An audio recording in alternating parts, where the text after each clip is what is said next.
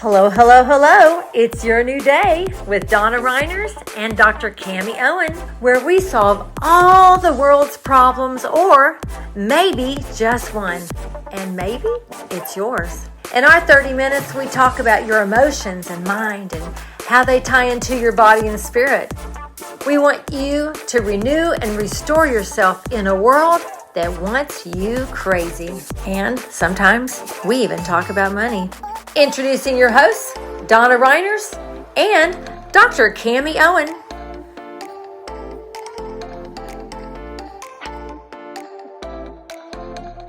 Hello, hello, hello. This is Donna Reiners and Dr. Cami. And we are here to continue our ranting and our raving regarding the hurricane. But we have something very specific we want to start out with, and this would be Go Cami.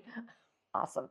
So my husband came and showed me this news report yesterday, and he was visibly angry, and so I was like, wow, what's going on here? Why are you mad? Why are you mad? Well, and so it was one of the main stations, and they're walking through this line of people, and these people look well fed, all have clothes on. mm-hmm. Nobody, there's no big We're flooding. not in third world country, people. Not big flooding and all that. It's just people didn't have power, and people are thirsty and want some water. Yeah. And there's plenty of places to get those things. Yeah. So anyway, she's walking through and she's talking like, this is the third largest city in the country, and we've had no power for 4 days, and and just like she's reporting from a third world country that's in a war-torn, or the Gaza Strip or something like that.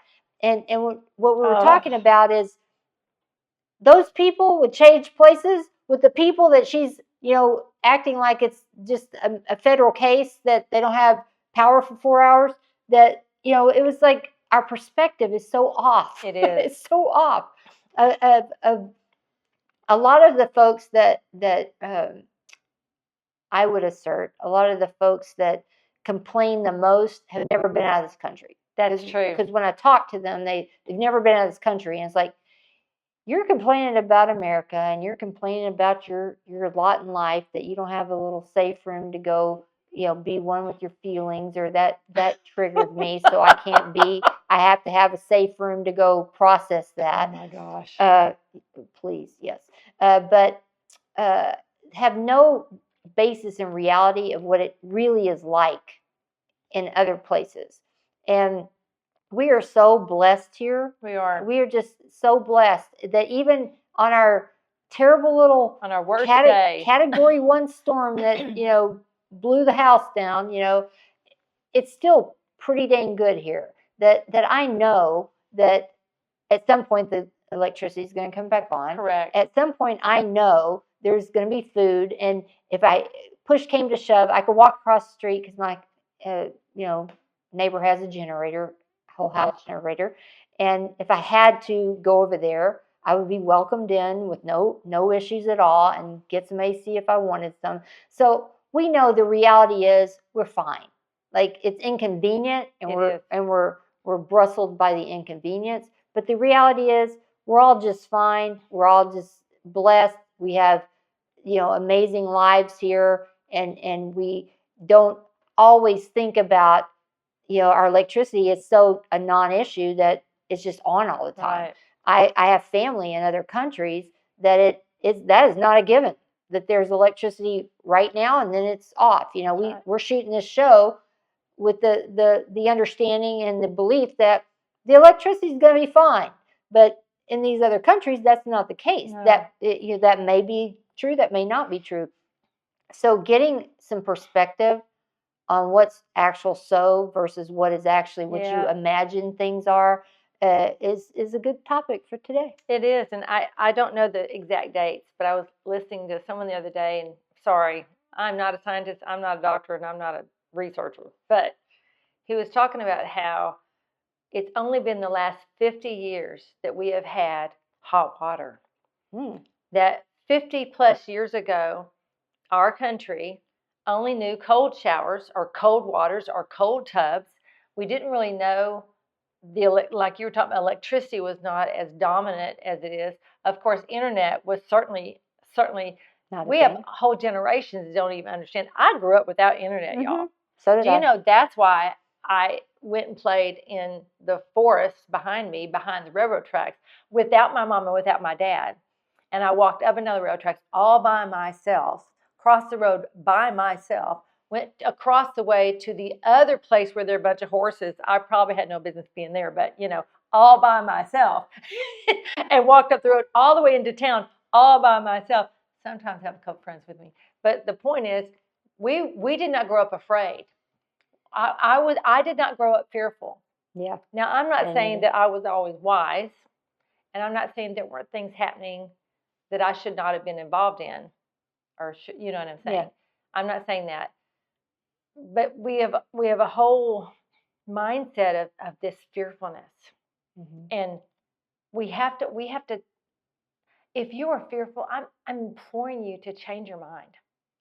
To somehow, somewhere on the inside of you, find a place of courage and start facing those things in your private world that you know that you're afraid of. And one of those things, you may think this is crazy. One of them simply might be you're afraid of the sun. Some people are afraid. They put so much poison on their body from top to bottom before they go out in the sun. Yes. And the sun is our friend. That's exactly the thought that hit my head as soon as you said that. The sun is our friend. Yeah, we love the sun is our friend. The sun. Do you know when you go outside in the sun, your body reacts by creating vitamin D? The sun is your friend. Do you want to go out without a t-shirt on for 12 hours? No, you're going to get third-degree burn. I know, because I experienced that when I was a kid because I was being stupid. But I lived through it. Yes, I had a severe tan for like 5 years after that because I really did burn the crap out of my body. But I'm right here today. I'm just saying there's so much fear.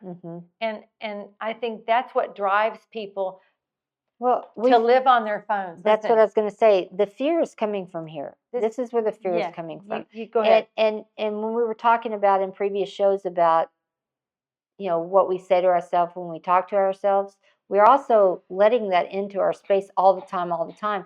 So I remember somebody I know, a friend of mine, back several years ago when there was some kid that was Instagram famous, named Ryan or something like that. I don't remember the name, but anyway, there was this kid that I don't even know why they were famous, but anyway, it was so much that they had plates and napkins and stuff for this kid, and then all the rage was to have a party, your birthday party, in the theme of this kid, Ryan, or whatever the name was.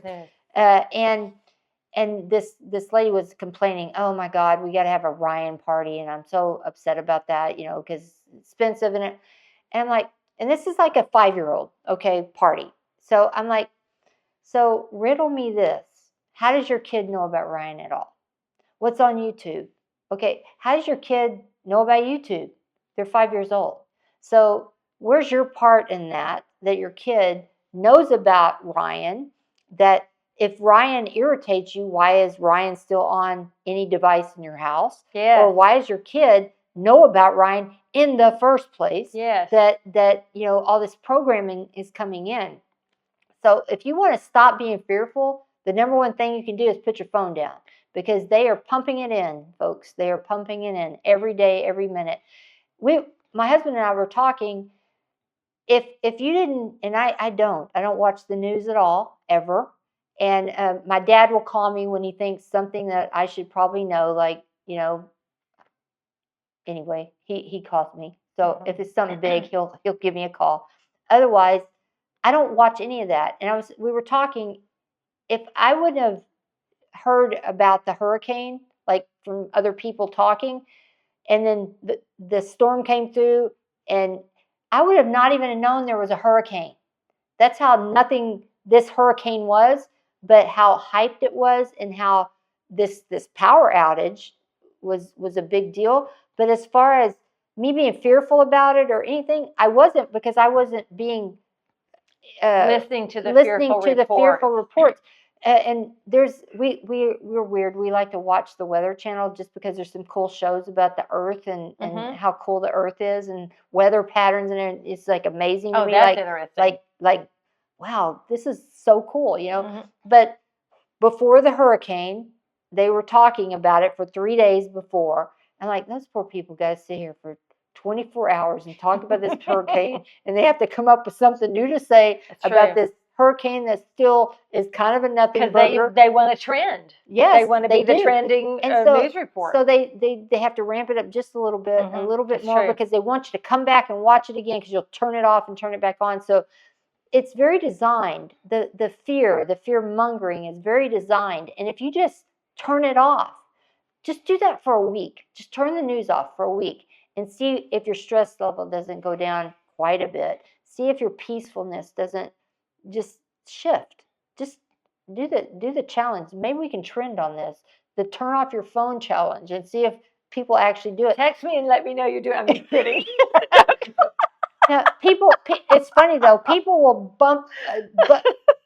dump a bucket of cold water over their head, but they will not turn their phone off for 24 hours. So no, it's true, and we do use our phone. I mean, of course, I work remote, and I use my phone a lot because I don't want to carry my computer with me everywhere, and I don't have the kind of job where it's like 8 to 5. Using it as a telephone is fine. It's being in front of it and being on Facebook or TikTok. Oh my Lord! I take time to be quiet. Yes. I mean, I don't. I'm not. My husband makes fun of me being on the phone so much, but honestly, I take time to be quiet. I take time to listen. I take time to breathe in and breathe out, and I'm increasing that more and more now. You know, because years and years and years ago, I went through a summer where I felt this challenge on the inside to spend time in quiet. And so I started with like 30 minutes, you know, and it was hard. And by the end of summer, I was 4 or 5 hours of silence every day. And I had asked a church, a pastor I knew, if they would mind if I used their sanctuary, because I wanted to be away from my house. I just wanted to be in a different environment. And I did. I'd take a pillow and a blanket, and I would literally just sit like this. Do you hear that? That's the sound of silence. And we don't know what that is. But I stayed there long enough to where I could hear the inside. And what's so interesting is there was a job that was offered to me that was really up my alley. This wasn't the, it was a different kind of, it was a reporter job again, but it was not the one that I talked about previously. It was a different one. And it was very enticing to me. And it was like ease. But because I've been practicing silence, I just sat and got silent for a few days. I just listened, kept listening. And then I knew on the inside of me the answer. And I remember calling Craig. I remember where I was at the glass door and say, look, I have my answer. I told him. He said, okay. I mean, because it was going to be a good paying job. It was a good opportunity. It would have been coming in handy financially.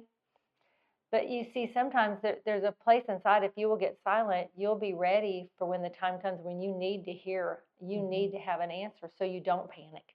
So that you're not fearful because you are already poised and positioned to quickly find out what is my response to that.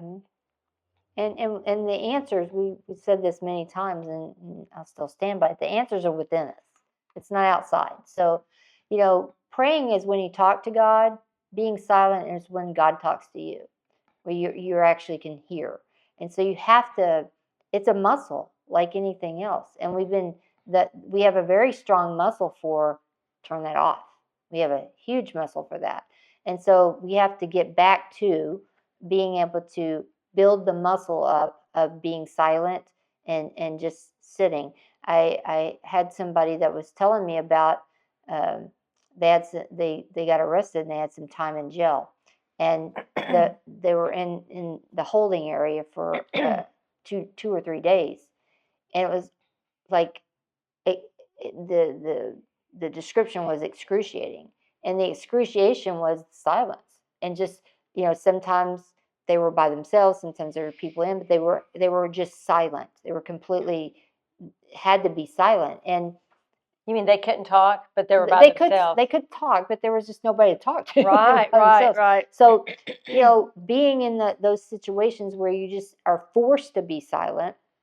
And actually, there were some revolutions that came out, but just being forced to be silent, I believe in some ways that's what COVID did, is it forced people to unplug from their lives and be. And some people didn't like what they saw, when they were just silent and all the distractions were taken away. That's why a lot of people, depression really set in. There were people that had a lot of divorces, and there's no distraction, so I don't really like you, really, and I don't really like you either, or wow, I forgot how much I love you, or wow, we're really connected again. So some of that'll happen when you get really silent, and you can really see life with with all the lenses that are out there. You're seeing things through. If you could just take off all of the glasses and look around and say, wow, you can have a new appreciation for where you are. Like we were just talking about, yeah, we don't have any power and it's hot and all those things, but there are 100 million people that would change places with you in a heartbeat at the opportunity we have here, and the reality of how just truly blessed we are. Yeah. That you could actually see that every day in your life, and actually, wow, I am really blessed, and be quiet enough to appreciate that in a way that, we get caught up in the minutia of the day, and we forget like just how amazing your life really is, because you get to say if it's amazing. That's true. And the other thing that happened during COVID, so interesting to me. I don't think I've even talked about this. I've just pondered it for the last 4 years. What happened during COVID also was a unique opportunity to become famous. Yes. A unique opportunity to position yourself in social media where you're making a lot of money. I'm so sorry I missed out on that. You know why? Because I feel like I have something that's really of value to bring to people, to love people in a unique way, and to help people really get to know themselves. And I was actually, I hate to use the word sick, but I was really down all that year, thinking I was going to die. And so that year was my time to be silent. Mm-hmm. I lost friends that year. They were going through things. They leaned into other people versus before they would have leaned into me, and we would have been tight that year. But instead, I was basically alone. And so that was really good for me, because I got to face some fears I had that I didn't realize I had not faced. And I got to fall in love with myself in a good way, in a way that I hadn't done before, because I'm sitting outside every day just being quiet and listening. And I heard a lot of things, and I went through a lot of things emotionally that were very painful. And yet, 2 years later, when I'm up and I'm out and I'm moving forward, I'm realizing, wow, that same year, all these people that have this beautiful method for you to get famous now because they have 2 million followers, look and see when they did that, would you? Listen, those of you who are looking to trend and you're looking to go viral and you're looking to make the most of your social media, and who isn't? Come on, I got all the channels too. I get it. I'm not trying to do anything crazy, but look and see when they had that happen, because it happened when they had a captive audience. When you have a captive audience, you can definitely go viral. Mm-hmm. And you can get your million views because everybody was at home doing nothing and they wanted something to do. Mm-hmm. Okay, so that's the other thing that happened. We had people that didn't want to look at themselves, didn't want to face themselves, and took an opportunity and capitalized it. Mm-hmm. And then we have those that were sucked in by the fear and and had to face themselves like I did. I think maybe I was one in the middle of all that, And I had my warrior spirit on during all that time. I bet. I was fighting the fight big time. But it's interesting. I haven't really followed anything COVID in a while, but I just got an email asking me to sign a petition to, recall the vaccine because of all the damage it's doing and everything. I'm happy to sign that paper, but I just know that I'm now putting a big old target on my back to do something like that, and I'm okay with that because I'm okay with that. But come on with it. But I don't live in fear about any of it. It'll happen or it won't happen, and whatever happens by me speaking my voice is what's going to happen, and I'm okay with it. And maybe people around me, family and friends and stuff, they don't understand. Like, why would you do that? Why would you sign, or why would you not sign? Yeah, or why would you want to recall it? Is that what you mean? What? Yeah. Why are you speaking out? Why do you want to get involved? Yeah, why do you want to be so boisterous? Right. And that's just my nature. Why can't you just be passive, Cammie? Yeah. What's wrong with you? I didn't stand in that line when that DNA was handed out. I did not stand in that line at all. I don't think I did either. It was interesting. Like this morning, I'm on the way to work. This is emergency number 3 that happened to me this week. And big car wreck right in front of me. And I have family members I've been in the car with when, because those things happen around me. So if you're around me, it's possibly going to happen around you if you're around me. We're going to take our own car next time we go someplace. No, but, that to stop and help. And there are people that it would not occur to them to stop and help. It would not occur to me not to stop and help. It just wouldn't. So I'm stopping. I'm helping. This poor little girl's just distraught and T-boned another car, airbag deployment. It was a significant wreck. And I remember as I'm walking away, I was like, I am so thankful for technology and how far we've come, because when I was doing EMS, many, many, many years ago, that wreck would have had 2 fatalities in it.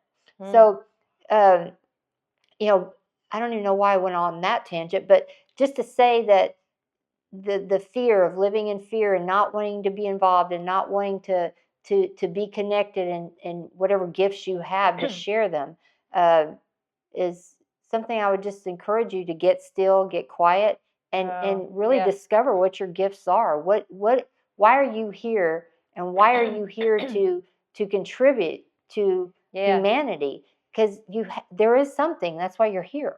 There's something for you to contribute. But you need to get involved in your own life. That just keeps coming to me. Maybe you're involved in everybody else's life, and I'm not talking about being involved in one other person's life. Sometimes we're in situations where we only have enough bandwidth for the assignment we have. And maybe we want to get out of that assignment because it's making us crazy, but that's our assignment, and that's the way it is. But there are some of you that don't know what your own assignment is, because you've got 10 other assignments you're taking care of. So you never face yourself. You never get to know you. You never get to know what are you made out of. And I'll tell you, that is what happened to me a few years ago. I had to silence the thoughts and the ideas and the voices of the people that I respected that spoke into my life. They didn't know the influence they had on me. Nobody's trying to do that. But I was allowing, for 20 years, I allowed the voices of the people that I had so much respect for to be the ones deciding on where I was headed. And I didn't know it. And it came to me probably about 10 years ago that I've got to shift that. Something's off. And so I began to shift it. And it takes time. It doesn't happen overnight. But I needed to get involved in my own emotions and my own life and my own private world. And I needed to get to know myself. Some of us are afraid to just get to know ourselves. And some of you, now hear me, I can thump the Bible with the best of them. But some of you are so busy studying your Bible and so busy praying to Jesus and so busy wanting to get to know God that you're not considering getting to know yourself. Maybe you think it's more noble to get to know God. I don't know. But I'm telling you, if you will get to know the person inside of you, you will also get to know the Yes. God who lives within. Yes. Okay? It's not as super spiritual as you think it is, but yet at the same time, it's also super spiritual all at the Yes. same time. And I would also I see a lot of people that are so fearful of God and so They are. fearful of Jesus. Oh my gosh. And I don't believe that's the way it was intended. I just No. don't. You can have your own opinion. I'm not arguing that. Oh, I'll do it. I'll Yeah, do it for you. okay, that's fine. Go ahead. Yeah, I'll argue the science. You Yeah. argue the religion, but Yeah.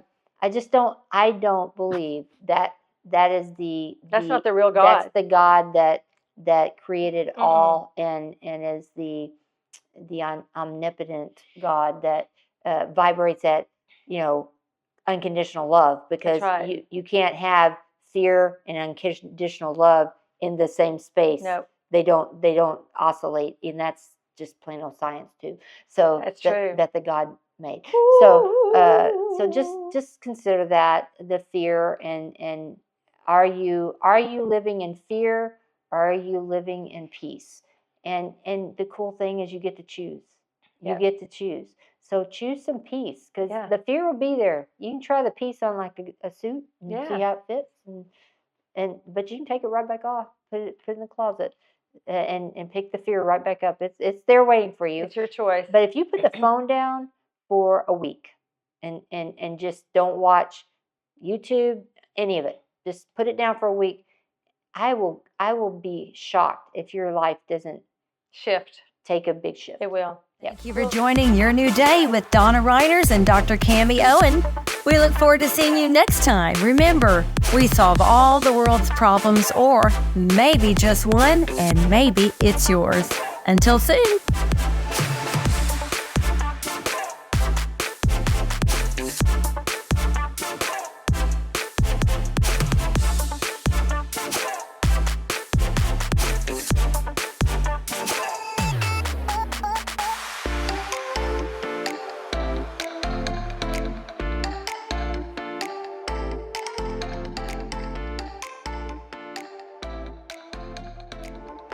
Hello, hello, hello. I'm Donna Reiners, and this is Dr. Cami Owen. Woo! And we have a show called Your New Day on the Grace Awakening Network, where we solve all the world's problems, or maybe just one, and maybe it'll be yours. And sometimes it's ours, to be quite frank. We invite you. It is on Roku at 10:30 a.m. on Wednesdays. We look forward to seeing you there. Bye-bye.